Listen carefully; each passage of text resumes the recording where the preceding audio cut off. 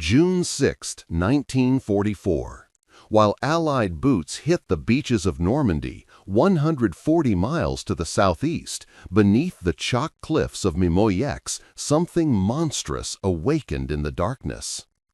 Deep underground, German engineers worked by the glow of electric lights, surrounded by concrete walls 20 feet thick.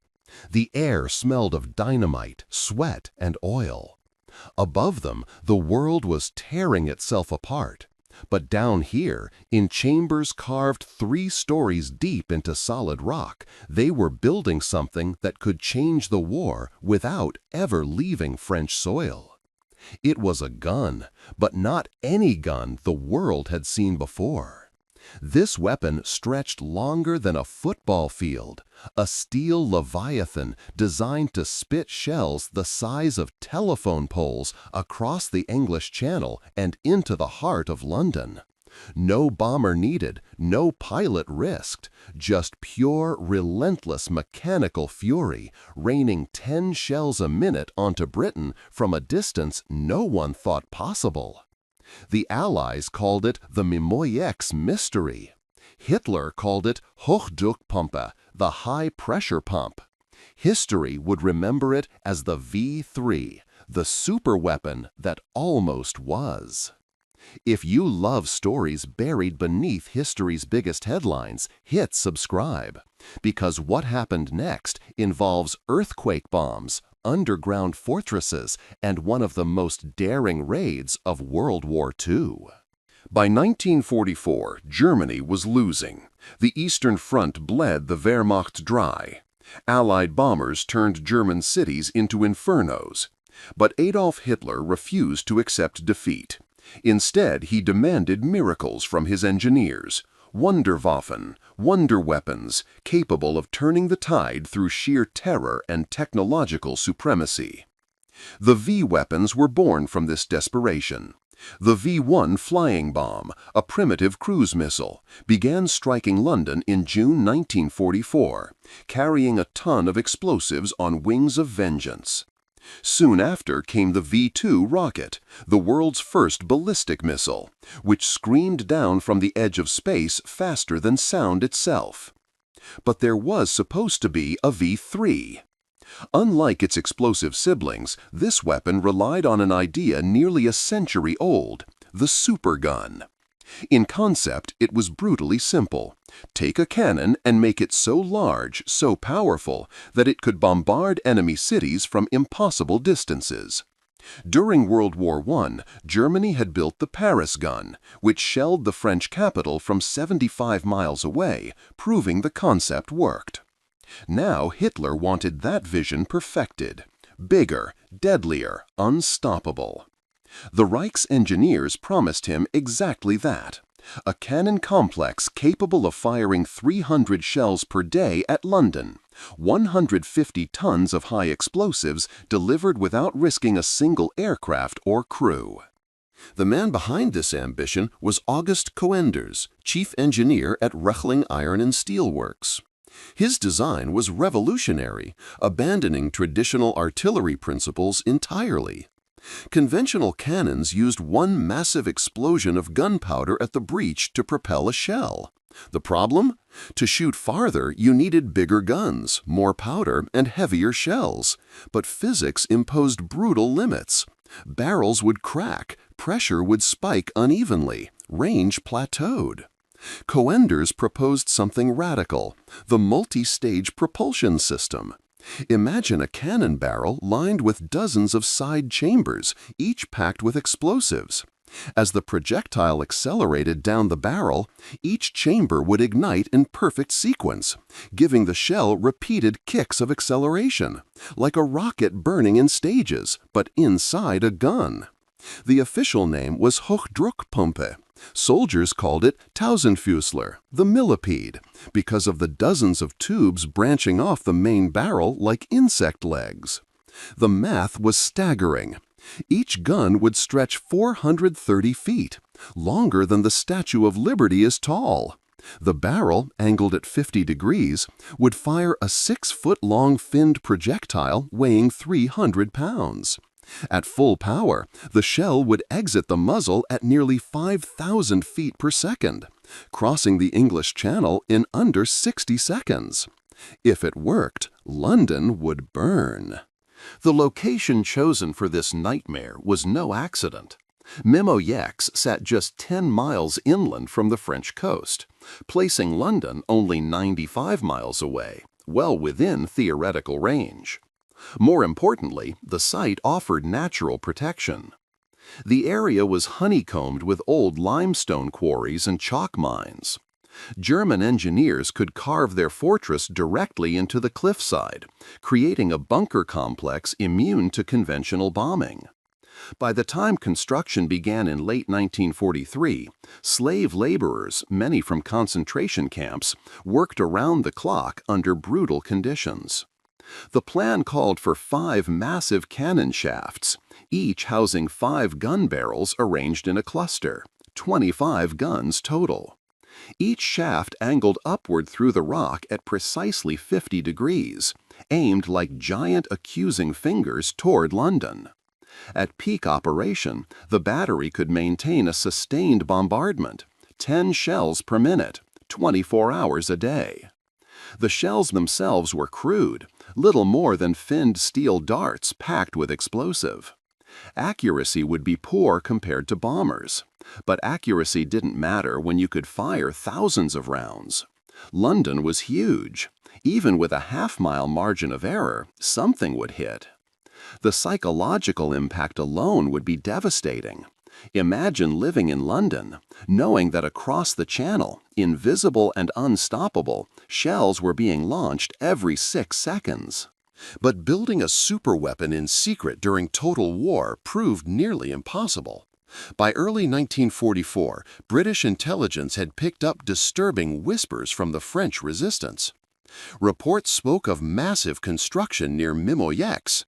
Slave workers who escaped described enormous steel tubes being lowered into shafts carved deep underground. Aerial reconnaissance photographs showed something strange. 5 circular excavations arranged in a precise geometric pattern, covered by immense concrete domes. British analysts were baffled. The installations looked nothing like V-1 launch ramps or V-2 rocket pads. Some theorized underground factories. Others worried about poison gas storage. A few wild guesses mentioned rockets launching from silos. Duncan Sandys, chair of the British War Cabinet's Crossbow Committee, established specifically to counter German V-weapons, became obsessed with solving the WWII mystery. Under his direction, RAF reconnaissance flights multiplied. Every few days, Spitfires and Mosquitoes would streak across the channel, cameras rolling, capturing the site from every angle. Slowly, the truth emerged. Intelligence officers noticed railway lines bringing in steel tubes of extraordinary length. They observed the precise angular alignment of the shafts. One analyst, studying the geometry, calculated trajectories. His conclusion chilled the room. These weren't silos or factories. They were guns, enormous guns, aimed directly at London, and they were nearly complete. The revelation triggered panic at the highest levels of Allied command. By May 1944, just 1 month before D-Day, Prime Minister Winston Churchill himself demanded action. If these guns became operational while Allied forces fought in Normandy, the bombardment could shatter British morale and disrupt the invasion's critical logistics. But destroying WWII posed a unique problem. The complex sat buried beneath 20 feet of reinforced concrete and another 100 feet of solid chalk. Conventional bombs would bounce off like raindrops. Even direct hits by standard ordnance barely scratched the surface during early RAF raids. The Germans had learned from experience. Earlier V-weapon sites built above ground had been obliterated by Allied air power. WWII was designed to be impregnable, an underground fortress that could withstand anything short of a direct nuclear blast. The British needed a new approach, something capable of penetrating deep underground and collapsing the tunnels from within. something that could reach the guns themselves, buried in chambers carved into solid rock. The answer came from an unlikely source: Barnes Wallis, the brilliant engineer who had designed the bouncing bombs used in the famous Dam Busters raid. Wallis had been working on a new concept, a weapon specifically engineered to destroy hardened bunkers. He called it Tallboy. Others called it an earthquake bomb. Tallboy was a monster, weighing 12,000 pounds and stretching 21 feet long. It was the largest operational bomb in the Allied arsenal. But size alone wasn't what made it special. Wallis had designed Tallboy with a streamlined aerodynamic shape, a massive steel dart built to punch through concrete and soil before detonating. The bomb's thick casing allowed it to penetrate deep underground, where the explosion would create a shock wave powerful enough to collapse tunnels and shake foundations like an earthquake. But delivering Tallboy required precision and courage.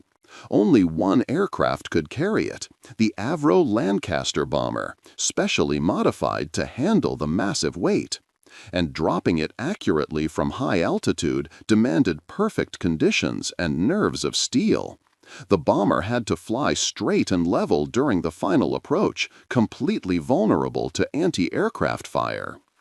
By late June 1944, Mimoyakis had become operational priority 1.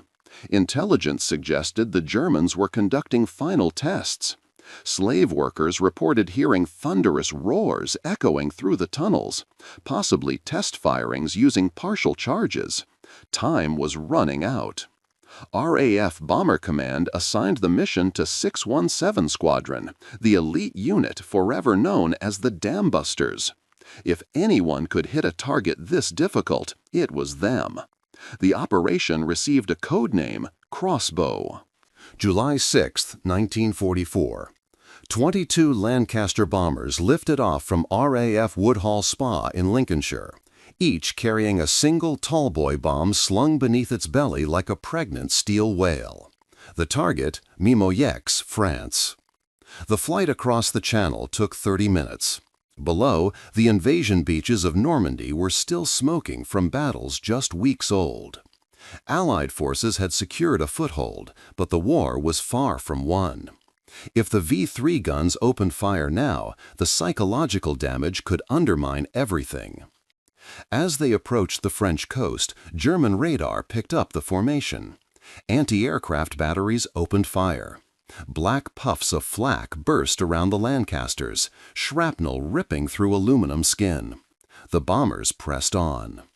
At 18,000 feet, bombardiers peered through their sights at the target below. The 5 concrete domes of Mimoyakis were clearly visible, surrounded by defensive positions and false structures meant to confuse attackers. Each bomber crew had studied reconnaissance photographs for days. They knew exactly where to aim. "Bomb doors open," the pilot commanded. The lead Lancaster steadied itself. The bombardier's finger hovered over the release. The aircraft shuddered as tons of bombs fell away into the summer sky. For a moment, there was only the whistle of falling metal. Then the earth erupted. The first Tallboy struck the concrete dome of Shaft 3 at terminal velocity, moving at 750 miles per hour after falling 3 miles. The impact sounded like thunder torn in half. The bomb didn't explode on contact.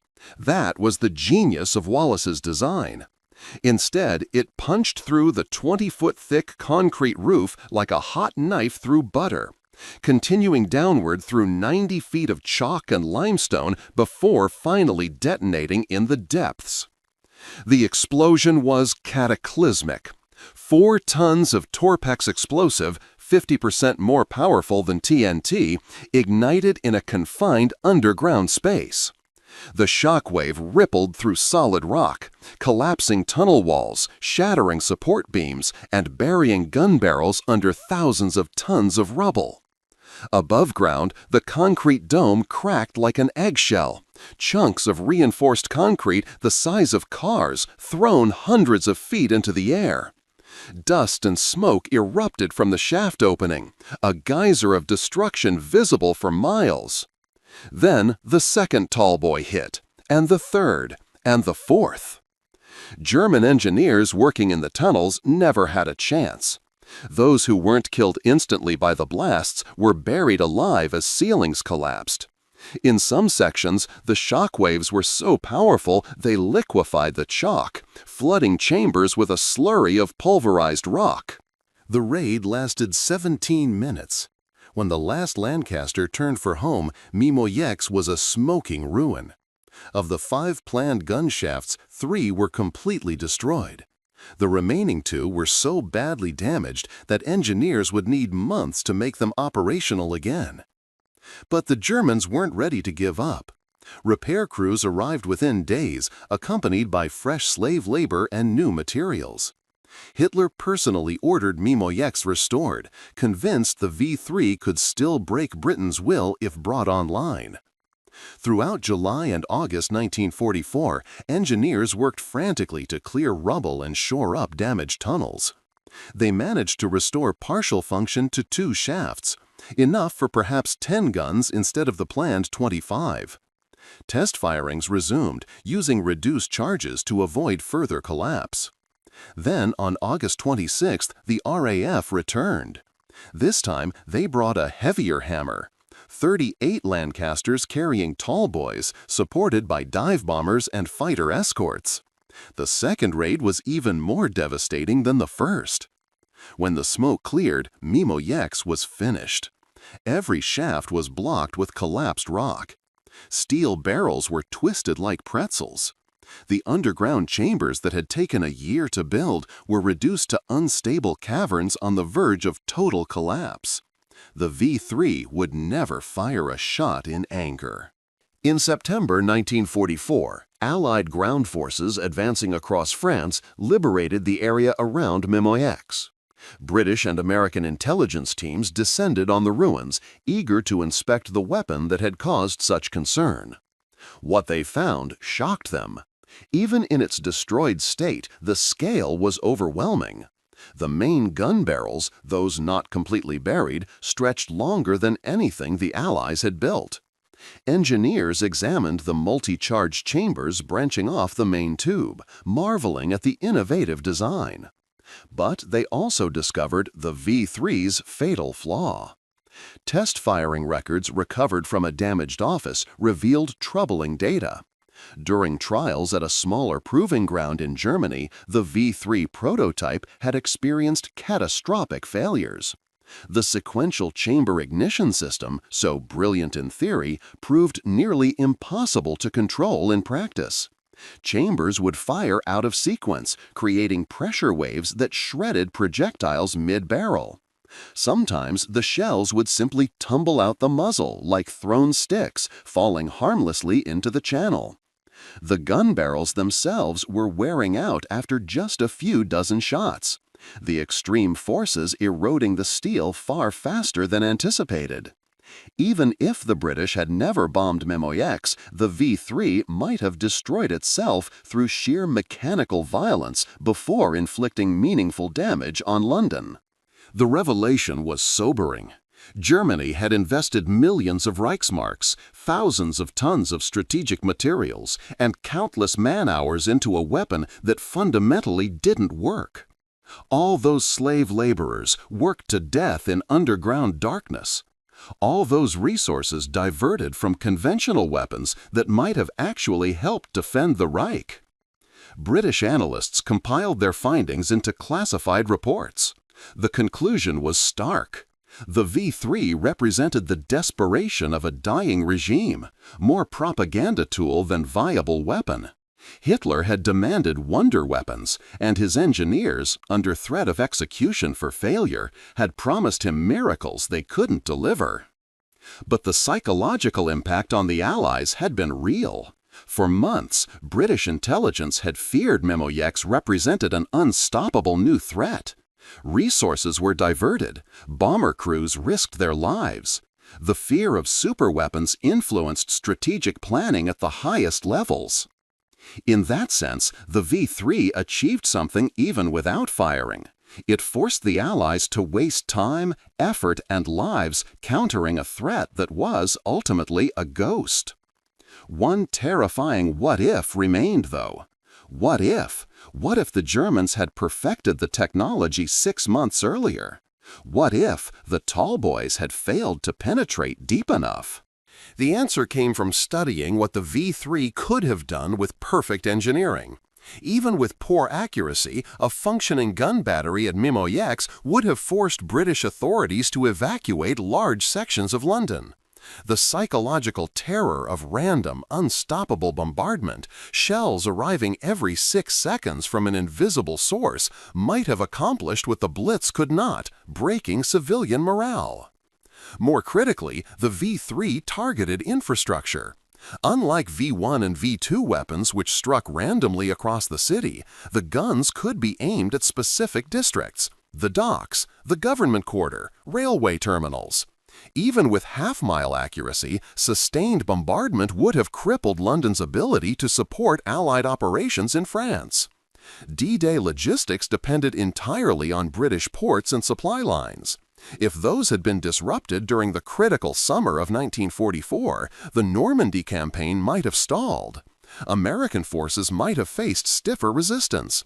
The war could have lasted months longer, with hundreds of thousands more deaths. But Mimoyex fell silent before it ever spoke.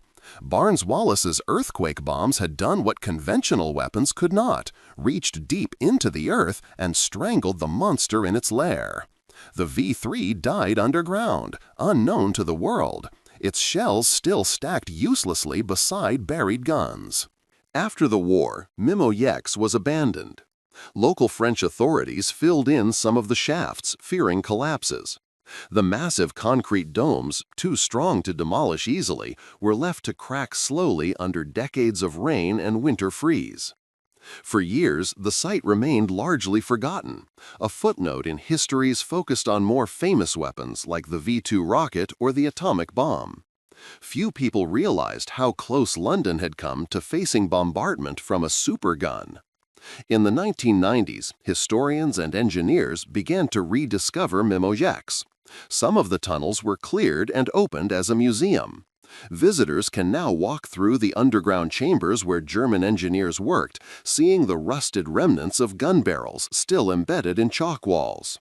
The scars from tallboy bomb impacts remain visible, massive craters in the concrete where British bombs punched through.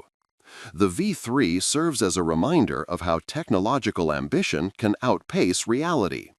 It represents the desperation of Nazi Germany's final years, when Hitler demanded miracle weapons instead of accepting military reality. But it also honors the slave laborers who died building it, and the Allied bomber crews who risked everything to destroy a threat they barely understood. Their courage ensured that the V3 remained a what-if weapon, terrifying in concept but harmless in practice.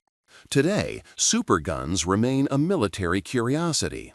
Modern missiles and aircraft make them obsolete. Why build a 400-foot cannon when a cruise missile can hit any target on Earth? Yet the V3's ghost still influences military thinking. The idea of long-range bombardment from secure, hardened positions never truly died. Saddam Hussein attempted to build similar superguns in the 1980s, called Project Babylon. The designer, Gerald Bull, was mysteriously assassinated before completion. North Korea and other nations have experimented with massive artillery capable of hitting distant cities. The dream of unstoppable long-range firepower persists. But Mimoyex teaches a harder lesson about war: that desperation breeds fantasy. The V3 consumed resources Germany desperately needed elsewhere.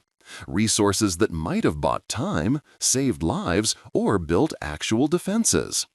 Instead, it became a monument to hubris, buried in French chalk alongside the men forced to build it. In the end, the Allies didn't just stop a superweapon. They stopped a symbol of Nazi Germany's refusal to accept reality, the belief that technology alone could reverse military defeat. If this story moved you, share it, so more people can discover the weapons that history almost erased. And hit subscribe, because the forgotten battles of World War II hold more secrets still buried, waiting to be told.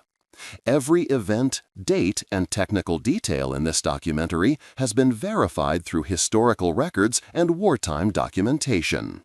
In the silence beneath Mimoyak, where steel giants sleep forever in their chalk tombs, history whispers a warning. The most dangerous weapons are often the ones never fired.